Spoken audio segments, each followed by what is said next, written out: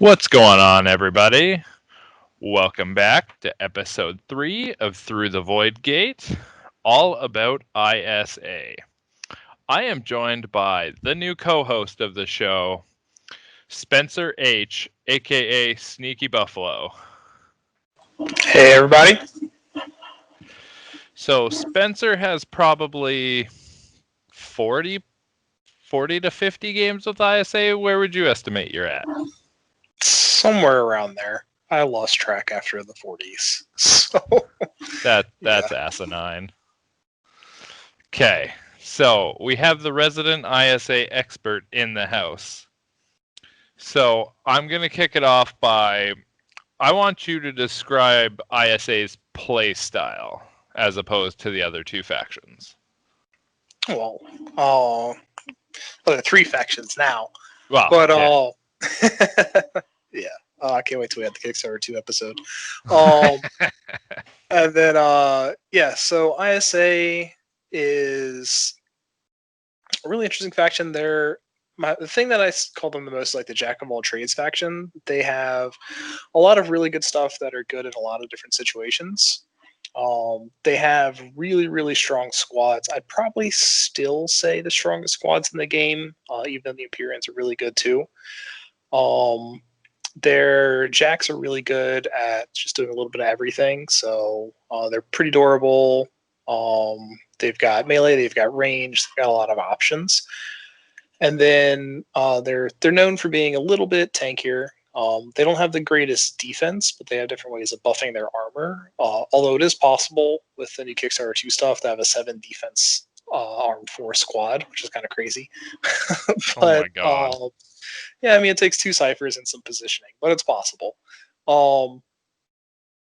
And then one of the really cool things about them is that they have a really high of attacks. So 2 other 3 squads have, either strafe or they can attack with 2 weapons. They've got, a fair amount of strafe, some sprays, kinetic accelerator on their jacks is ridiculous because you're almost always running melee weapons.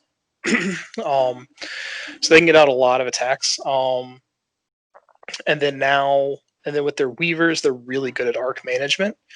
So they can move their arc around the board where they need it, take arc off of things. So it makes your resource management a little bit easier, which is mostly what drew me to the faction, because I like being able to manipulate my resources, and arc is so important in War Machine, in Warcaster.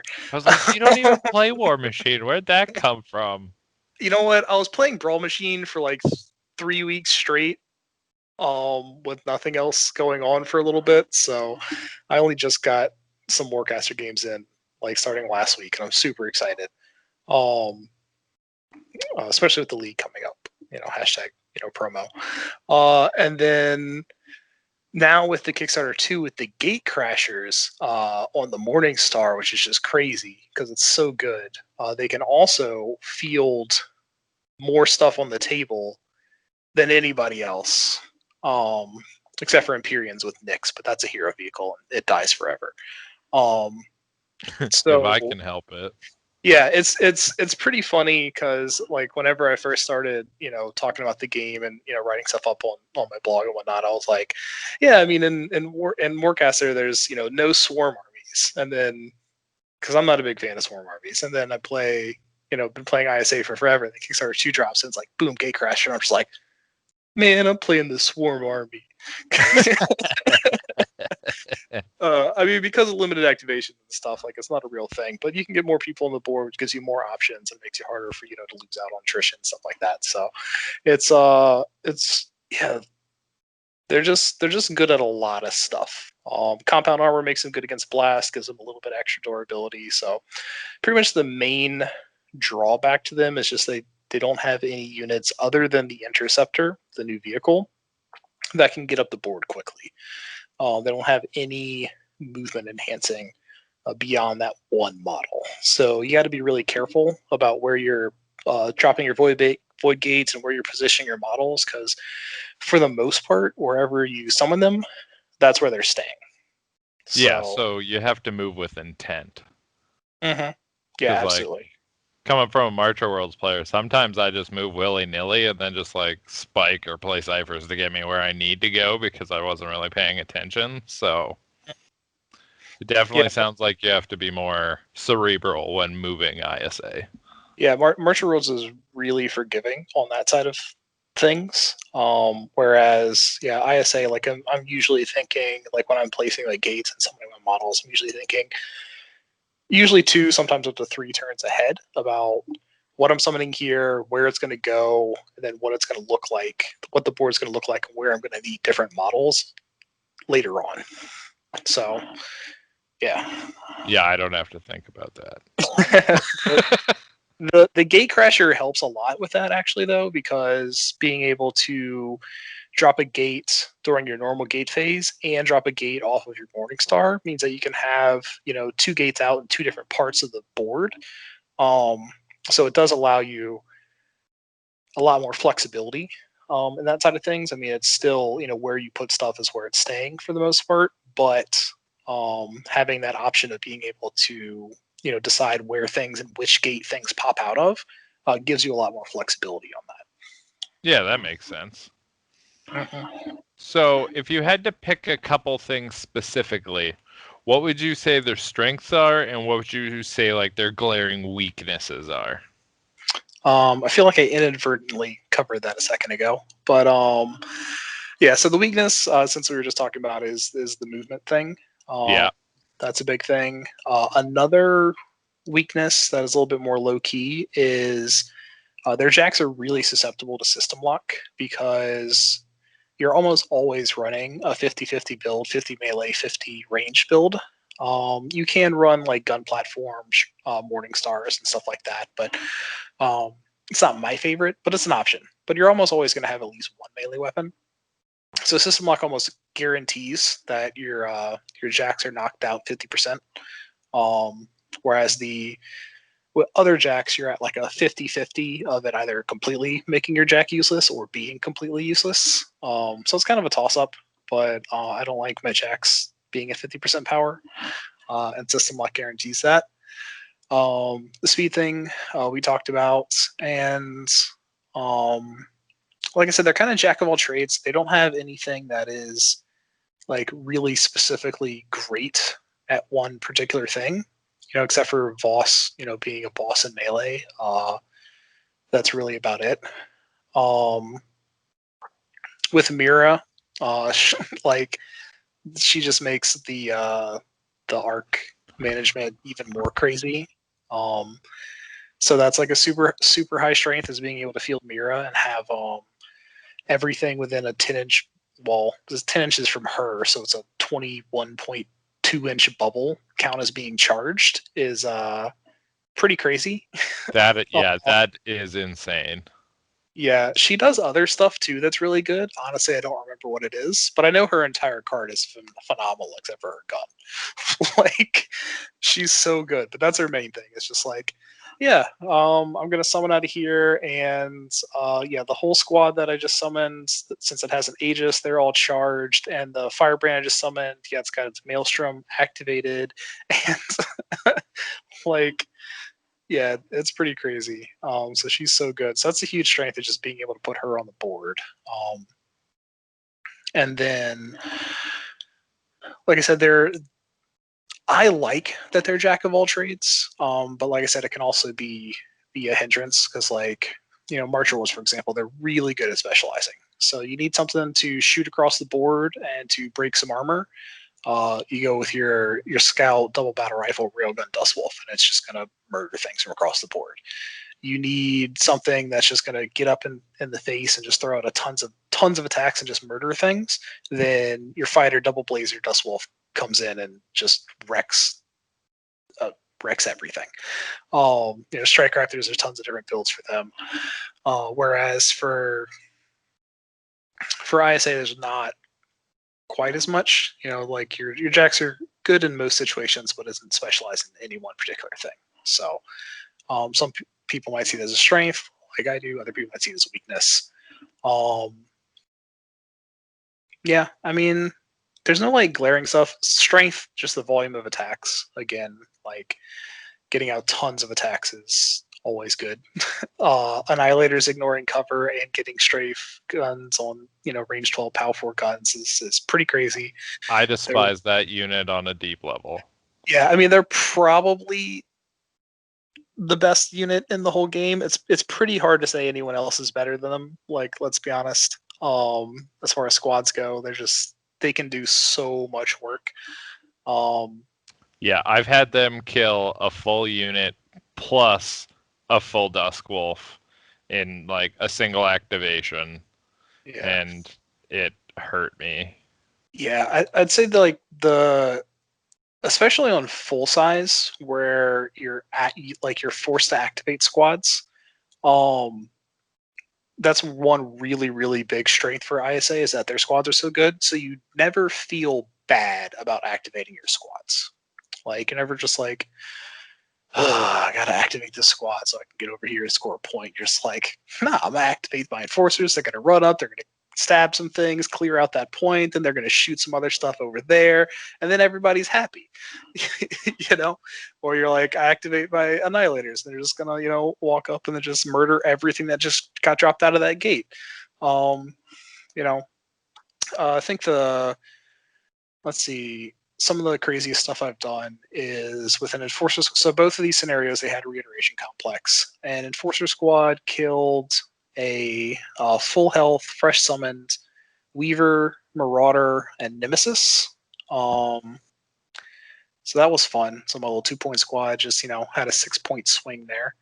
And then I've had an Annihilator squad kill a whole unit of Reavers, a Grafter, a Scourge, and was that it? Yeah, there was nothing else to kill, but they had shots left over. Oh, yeah. Wow. I think it was just the Aegis that was left. Like, you might have had one shot left, but that sounds eerily similar to what happened to me the other night. Yeah, so ISA can do a lot of work because they can just get off massive attacks, and that really just helps with because the dice are swinging Warcaster. Like, let's be honest. So it really helps with the law of averages and evens things out, because if you just roll the dice more, then you're more likely to get dice that make you happy. So. Oh, is that my problem? I'm not bitter at all, I swear. Well, that wasn't even ISA. That was in periods. I know. And don't worry, we will be covering this. Trust me. I have a segment planned for this. That's fine. So, when you're deploying, do you, like, when I play Marchers, I have pretty much like a set first turn in most games, barring something very crazy happening. When you play ISA, do you have like a set couple units you go with when you deploy, or is it very much up to what you draw in your cipher hand? Yeah, so it's rarely up to what I draw in my cipher hand, because especially now. So on, like, it used to be full size and skirmish. Like, you had different situations and different scenarios, and you would start differently. But now, after Kickstarter 2, with the Gatecrasher Morningstar, I think that regardless, your setup is pretty much the same. So skirmish, my start has always been Defender Morningstar. Well, I run my Morningstar double shield Null Maelstrom. That's what I used to run with Kickstarter 1 stuff. And then Kickstarter 2, you throw a Gatecrasher on there and drop one of the shoulder weapons. There's actually more builds now, because now there's like an argument for the incinerator or whatever it's called, immolator. But anyways, so it's pretty much always Defender Morningstar plus a Weaver, because I don't have to worry about drawing Arcane Synthesis. I put an arc on the Weaver. Weaver walks up, or Weaver spikes, then walks up, puts 3 onto the Morningstar. Morningstar walks up, stays within 5 inches of the Weaver, and then 99.999% of the time, both of those models are living to activate again. Because it's really hard to one round a Morningstar. and Defender lets you, spike off and keep the Weaver alive. So that's my skirmish go-to. And then for full size, I think it's the same thing now, because with Gatecrasher, you're going to be able to get all of those points that, you're going to be able to get more points than the Morningstar is worth out with the Gatecrasher, because you can get 5 arc out of that gate and summon at turn 1, when normally you can't summon on the first turn. So it allows you a huge swing. So you've got this big tanky Morningstar on the field. You can have a Weaver, start within 10 inches of the Morningstar, put an arc on it, spike, put 3 onto the Morningstar. Weaver runs off in the other direction so that it can summon a gate on the other side of the field. Then Morningstar runs up on one side. If there are, scenarios in the back zone close enough to where he can get to it, which would be phenomenal, then it sits on a zone and says, "Come at me, bro. I'm going to sit here all game, and you're just not getting this zone." But then it tosses a gate up, about 3 inches up, then spawns models, 5 arc worth of stuff within its little 5-inch bubble. So even if your opponent did some crazy run the Nemesis up the board stuff, or Ace Strike Raptors double activating and moving 18 inches, whatever crazy stuff that someone might have in order to be able to attack those models. You have your 2 arc left to spike off the Morningstar if they do get attacked, so you can keep those models safe. So it's the Gatecrasher Morningstar is insane. Yeah, it's insane. It changed the game. Gatecrasher in general changed the game. Or it might be called Gate Launcher. I don't know. I'm calling it Gatecrasher because it sounds cool. Gatecrasher sounds way cooler. Yeah. Yeah, and Nyx can do the same thing. Once again, Nyx is a hero vehicle, and is way easier to kill than a Morningstar. Yes. So it is numero uno when I see it on the board. I'm like, all right, so we know this round's mission. Nyx dies even if I get nothing else done. Yeah. Which I imagine it playing against the Gatecrasher will be the same way. Like, you gotta get that thing off the board. Well, after the first turn, its value diminishes rapidly because you don't have as much arc to play with, right? But it's still strong and it's still a valuable piece. And once again, it can still contest. It still has weapons and it still do stuff. But the main play with with the Gatecrashers is that 5 arc drop on a turn that you normally aren't able to summon. Is a huge deal. And then especially on a Morningstar, because then you can Defender and keep those things protected. So it makes it even more valuable. I think the term you're looking for is silly. It's definitely silly. It's going to take some getting used to. I mean, I played Justin running this crazy triple Gatecrasher Morningstar game, and it was rough. I'll admit it was rough.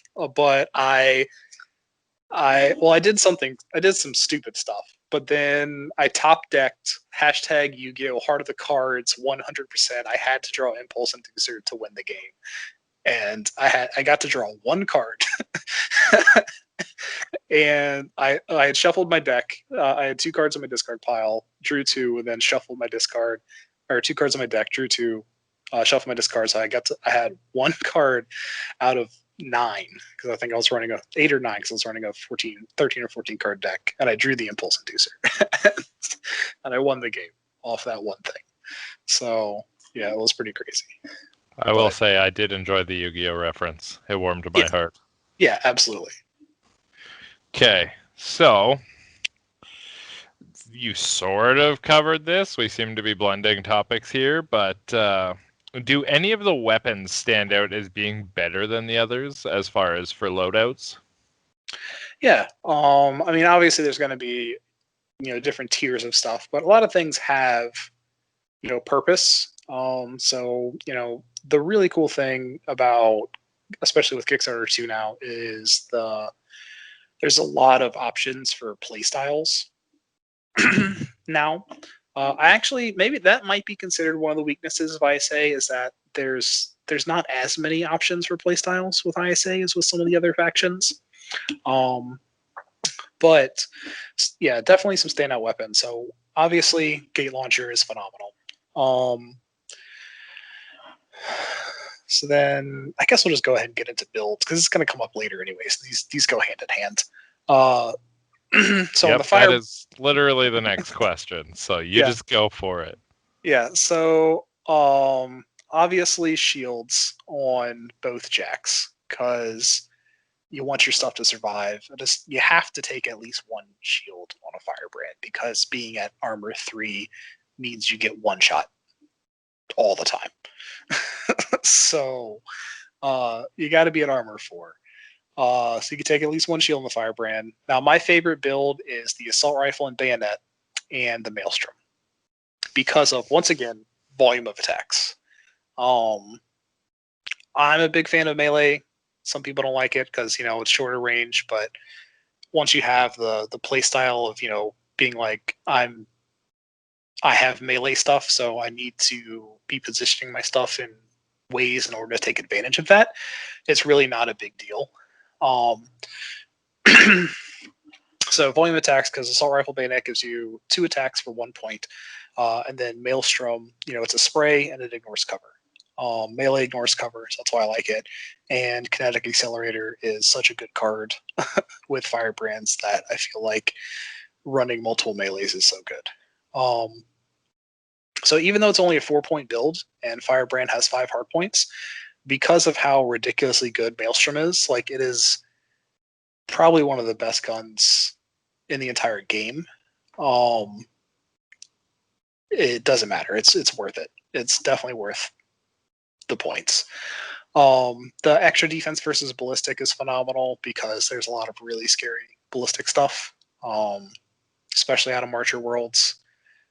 Slug guns, rail guns, the battle rifle. Yeah, the rockets, all the rockets. Every rocket in the game is a ballistic weapon, except for the particle cannons, because they're not explosions, but they've got them. Yeah, so Reapers, which I don't see on the field very often, but they're still scary. Nailers, pretty much every squad gun is ballistic. I don't know any more about that statement with after Kickstarter 2. But everything but the hex cannon, I think, is a ballistic from the Kickstarter 1 stuff. And then now with Empyreans, the phase projectile cannons, which are disgusting, are ballistic. So it's the most common ranged attack type in the game. I did the math. It's by far the most common. Least common is cold, in case anyone was wondering. Yeah. And then, so it's so good. And then we talked about the Morningstar with the gate launcher. It's ridiculous. It doesn't even shoot things. It doesn't have to. Because instead of dealing with the attrition on the I kill your stuff side, it deals with attrition as in I summon more stuff out. So it's just a flip-flop. And then as far as other shoulder weapons, the Null Cannon's phenomenal. People have turned me on to the Harbinger Cannon a little bit more. I wouldn't take it over a Maelstrom, but there might be a place for it, so it's kind of a playstyle thing. But and then once again now, especially with the gate launcher Morningstar, there's an argument for the immolators, because range 16 PAL 5 fire gun in and of itself is just really good.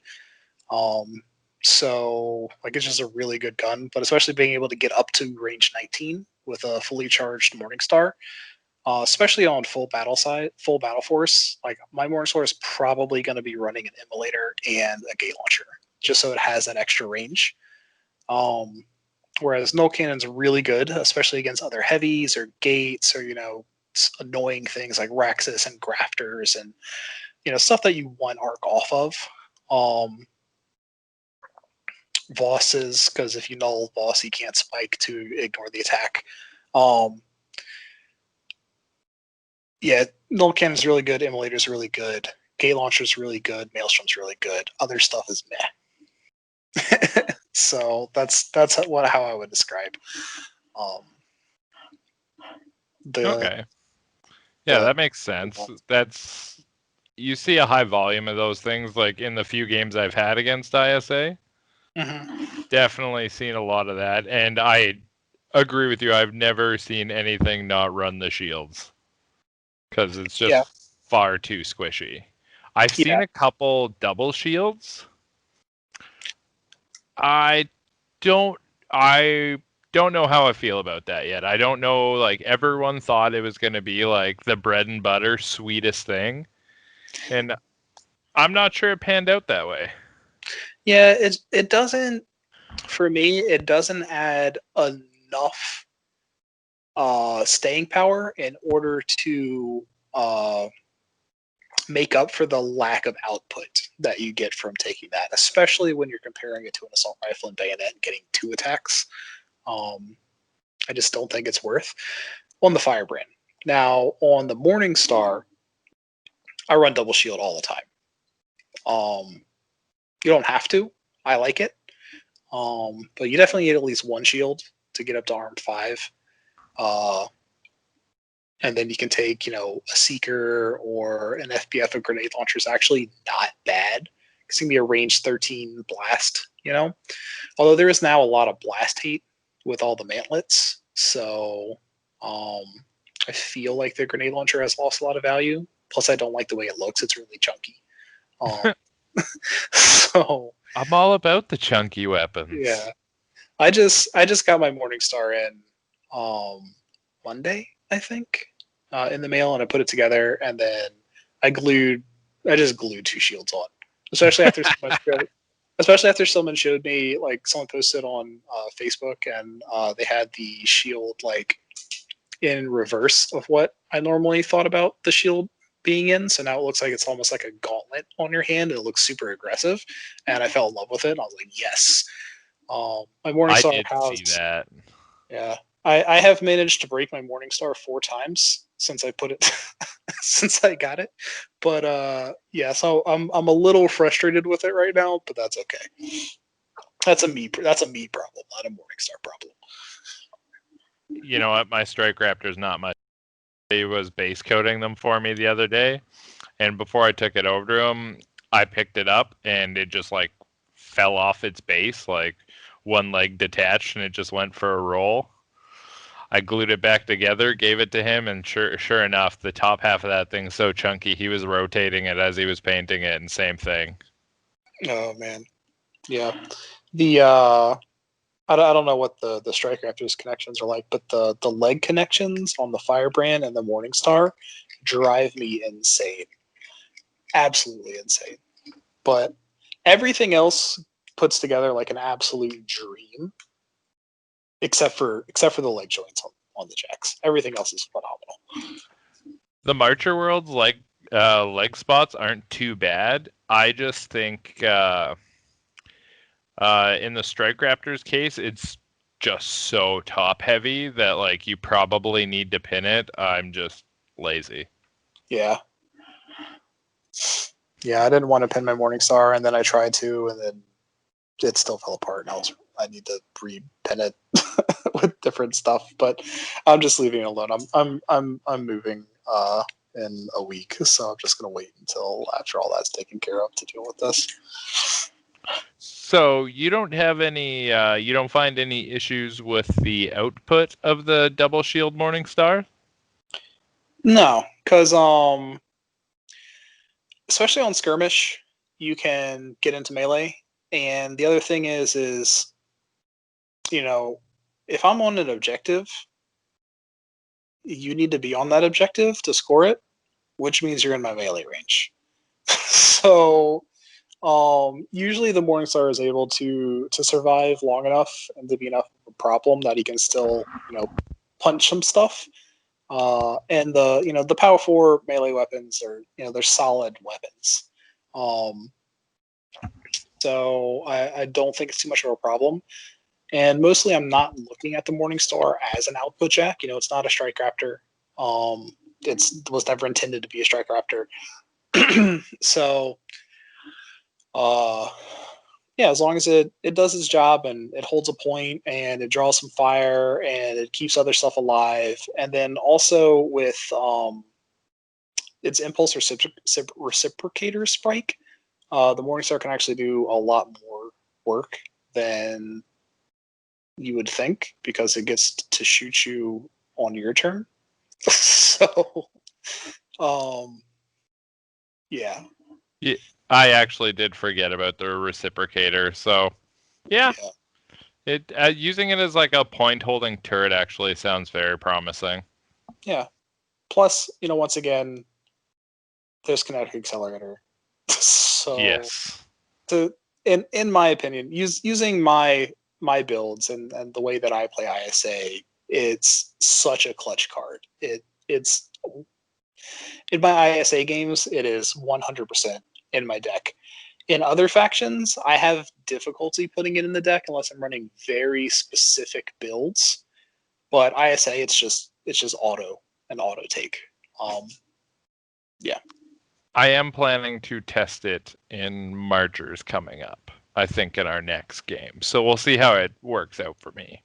Yeah, there's definitely certain Marcher builds. Like, I've taken it before in Marchers. Like, I've taken Neural Net Dust Wolf with a Ripper. I've taken, at a Fighter Dust Wolf with, Rippers. And yeah, it's definitely been useful. Especially one time I got off 20 attacks with a Fighter Dust Wolf using Kinetic Accelerator in one activation. It was ridiculous. I think it was 21 with the Blazer. Yeah. it was crazy. What? Yeah, it was crazy. There was two Marauders, a Raxus, and a Gate, all clumped together. So Oh. you just kind of attack stuff. Yeah, was Justin sad when that went down? No, that wasn't Justin. I forget who I was playing. I just assumed it because it was AC. Yeah. No, it actually wasn't Justin. Okay. So, do you have any tips for newer players that are picking up ISA as their first faction? Yeah. So, I mean, are we talking from like a play standpoint or a what to buy standpoint? Let's do both. Let's start for a what to buy standpoint first. Okay, cool. So I did just write up my getting started guides on my blog, so this will be easy. So what to buy? Do you want to direct people towards your blog? Take a second to do that. Yeah, it's thearcexchange.com. And so I've got, a couple articles up in there, some useful stuff. I need to update all the Kickstarter 2 stuff, and then I just got my getting started guides on there, and then I've got cipher overviews, faction overviews with all the models and the stats and whatnot, my thoughts on them. So that's what I need to update from Kickstarter 2. And then I think my next project, once I get that updated, is I'm going to start doing scenario overviews. So I think that's the plan right now. But yeah, so check it out. Hopefully it's helpful. As far as getting started with ISA, so obviously the first thing you buy is the starter box, the command box. Gives you a really good start with all the models, and gives you the rule book and the tokens and the dice and everything that you need, and the ciphers, which those are important. Everything you need to play. If you're buying as a second faction, it's still valuable because one, it gives you double of those, so you can do demo games and things of that nature. But then also, it's just a good value for the money. Then building out of that, so like using a slow grow method. So like you have like your battle box games, and then the next size scenario up after that is 6 units. Because there's now a 6-unit scenario in the first contact event. And so from there, I would pick up. It was another firebrand and a weaver.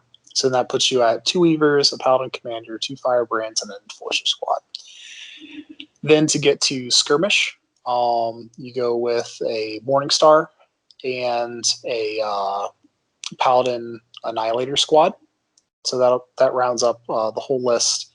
I prefer running 3 weavers instead of 2 weavers and a commander, but you don't have to buy the 3rd weaver, but you can if you want to run my exact list. Although once Kickstarter 2 comes out, there will be 2 weavers and a siegebreaker. And then you would also, so ISA unfortunately is a little bit more expensive because you want more weapon packs because you're doubling up or even tripling up on a lot of weapons. So I would buy your starter box and then a Firebrand B that gives you 1 of each weapon pack.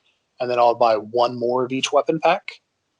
And then if we're looking at just Kickstarter 1 stuff, then I would buy a 3rd weapon pack B so I can get a Maelstrom for my Morningstar. And then for someone brand new, fresh starting the game, I would buy a Monpoc dice set just so that you have enough dice because it only comes with 5 of each in the box, and there's times where I've rolled upwards of 12 of a dice, so it's nice to just have the dice and not have to keep re-rolling and keeping track. And or just buy a Riot Quest starter because it's a sweet game. That too. Or, buy Monpoc. Buy one of the games. If you're buying the dice, just buy a starter and check it out. Yeah. Riot Quest actually is probably not, just buying a box is probably not a bad idea because then you have a whole, board game that you can play. And it's dumb fun, like straight beer and pretzels with friends versus some of the other privateer games. Yeah, which is exactly what they planned for the game, and so I'm glad that they did a good job with that. So that gives you a full skirmish list. So the list winds up being 3 solos, 2 weavers, and then either a 3rd weaver, commander, siegebreaker, a Morningstar, 2 firebrands, a paladin annihilator squad, and a paladin enforcer squad. And that'll also give you it's a really good skirmish list. It's what I run. If you want a 3rd firebrand instead of one of the squads, that's totally fine. Go for it. It'll work perfectly fine.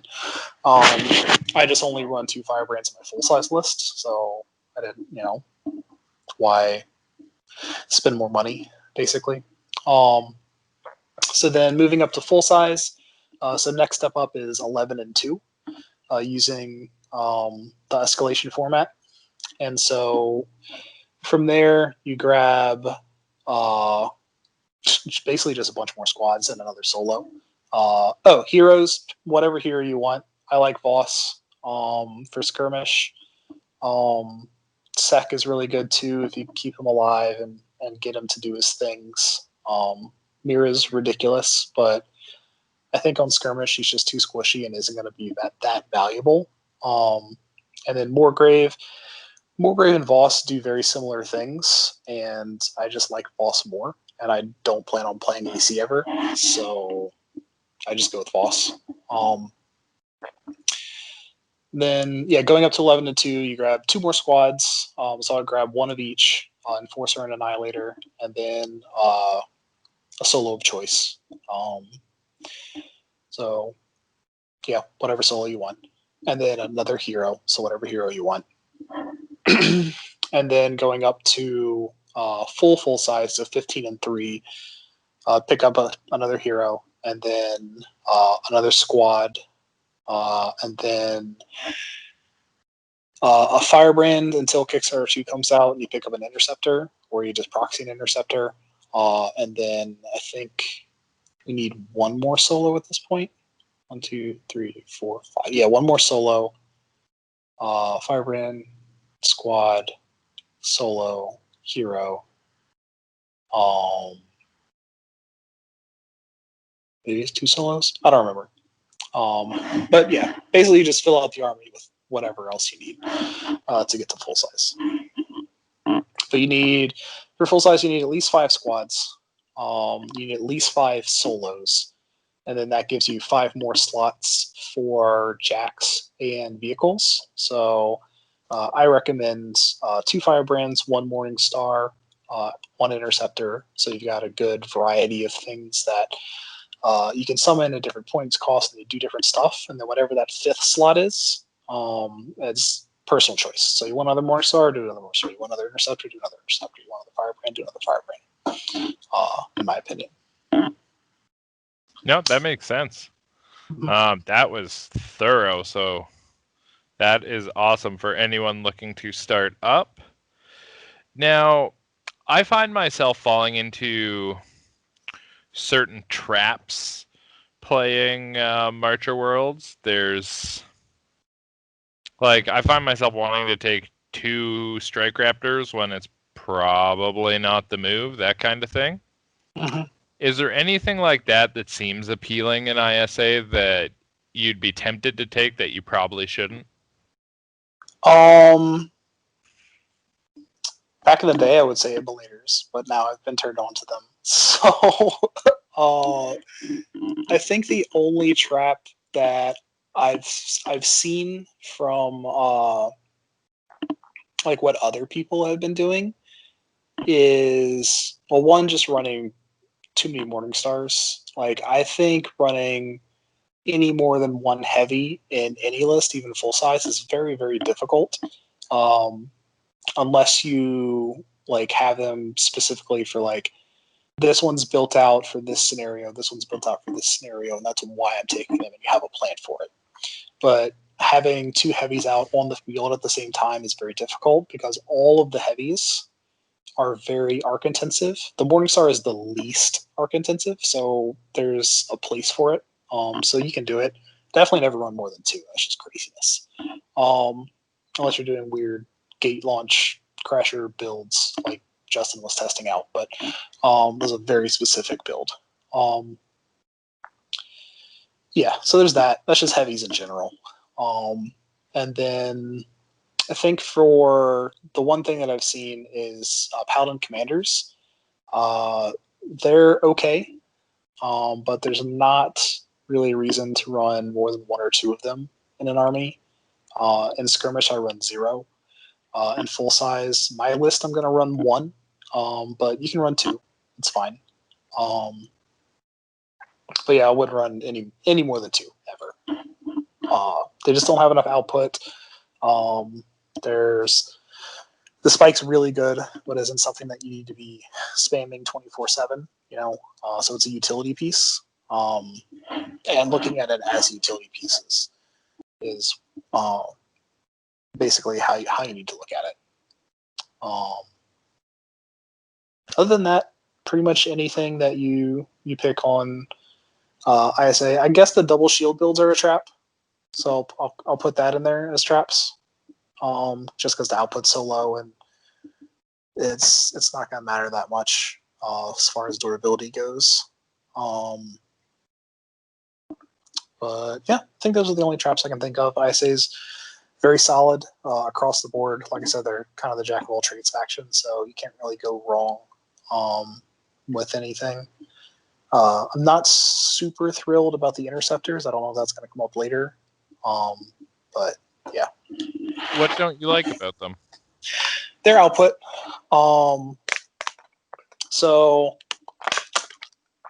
especially with Duchess, the hero, she doesn't particularly thrill me compared to a base interceptor.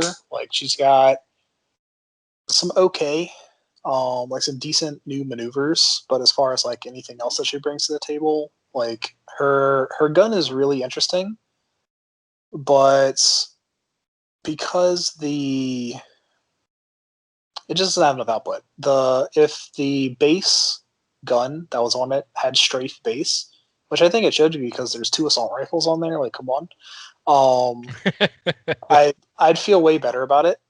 But you've got a 3 cost vehicle with so the base one, it's defense 4, arm 4, so solid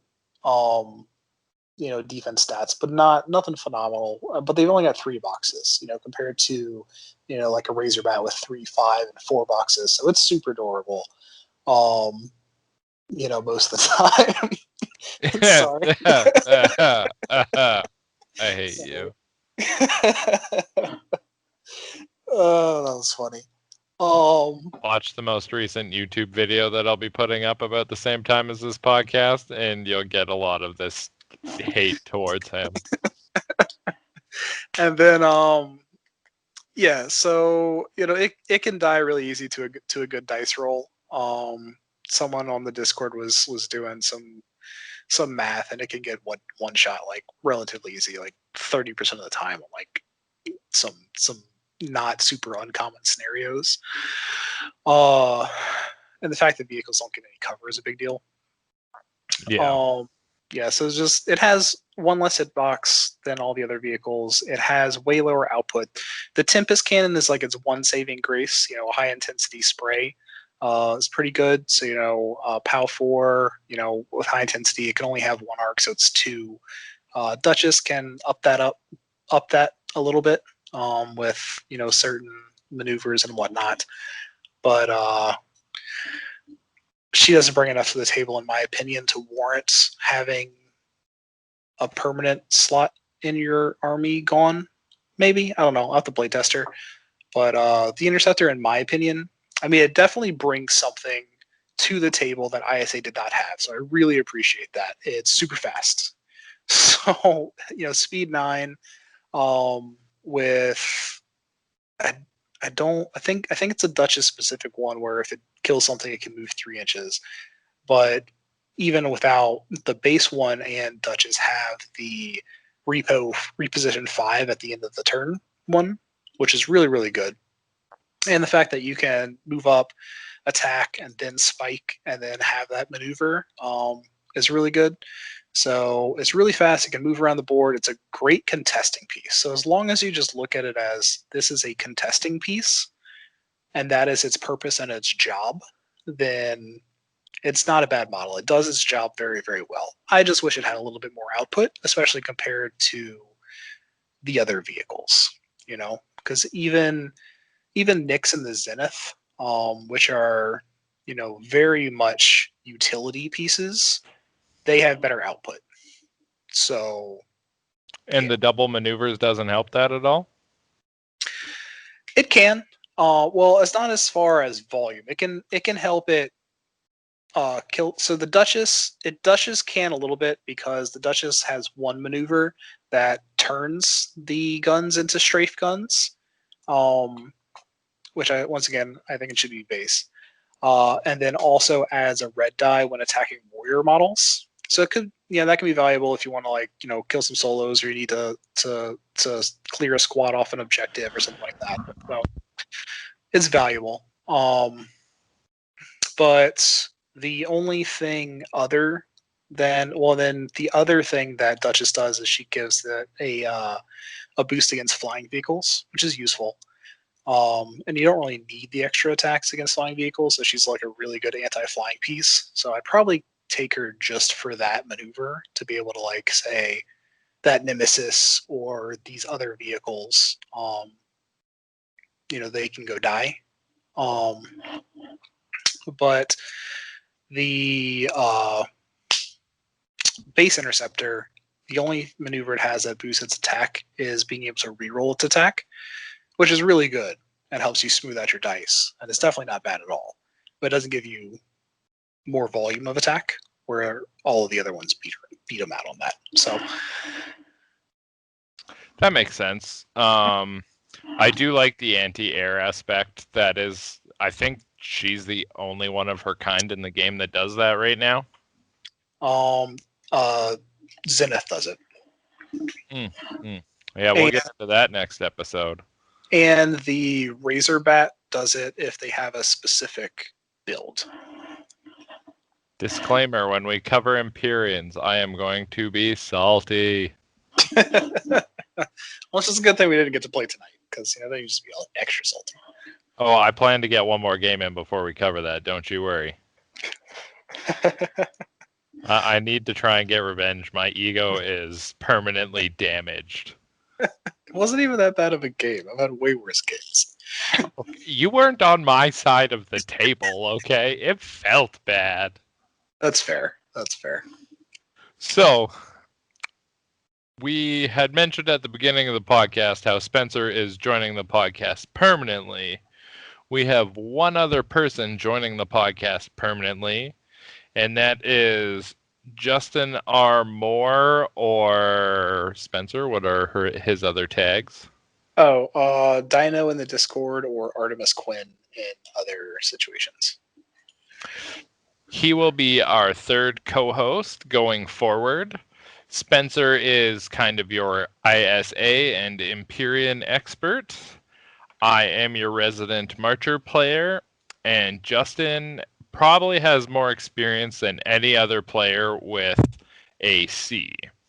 So with us coming together, we will have kind of a round table covering all current factions after Kickstarter 2. So together, we're looking to pump out a large volume of content for you guys. And I would like to welcome them both to the show permanently. Though, I might kick Spencer off if he keeps whooping me on TTS. We'll see.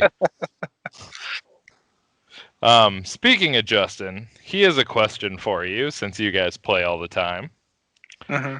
How many times do you get body count in a game on average? Sounds really funny because when we first posted that Facebook message forever ago, there's basically a similar situation to what Josh is salty about right now, where I just murdered Justin, and it's actually I only have one battle report up on my blog, and that's the game. So if you want to look into how badly Justin got murdered, and the funny thing is, it's literally the exact same situation where I got tabled turn 2 and came back and just wrecked the game. So that's one of the awesome things is, if you get tabled, you can come back. It's not something that, Privateer Press made up. It's like an actual thing. I've done it twice now. We have proof on YouTube. Yes, that game is also on YouTube, but the audio is messed up. But yeah,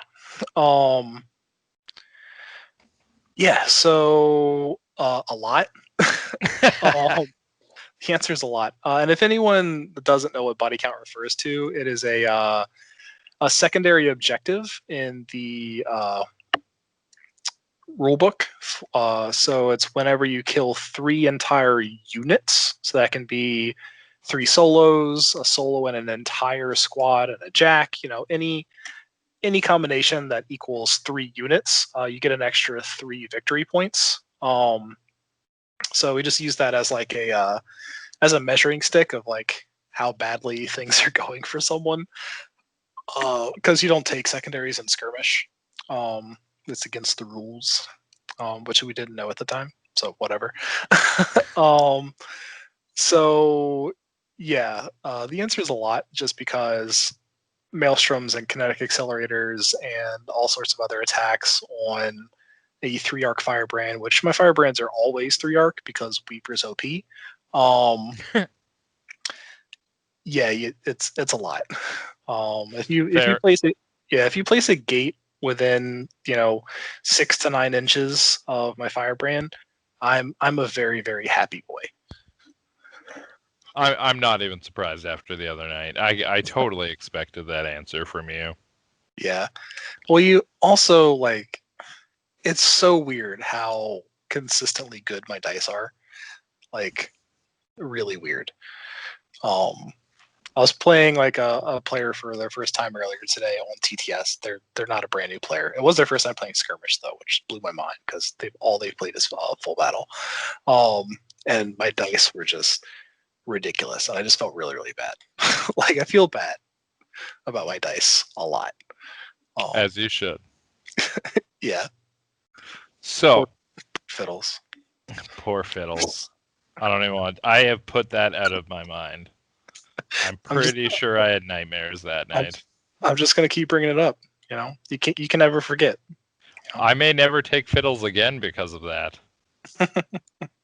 So, let's cap it off with you giving your absolute best elevator pitch of why people should take ISA. All right, awesome. All right, so you should join the ISA if you want to be good at everything, throw out all the attacks, roll tons of dice, be super hard to kill, spam minions and overrun your opponents, and move your arc around wherever you want. So come join the ISA. Not that we're going to give you a choice. Yes, and this is why us marchers are fighting for freedom.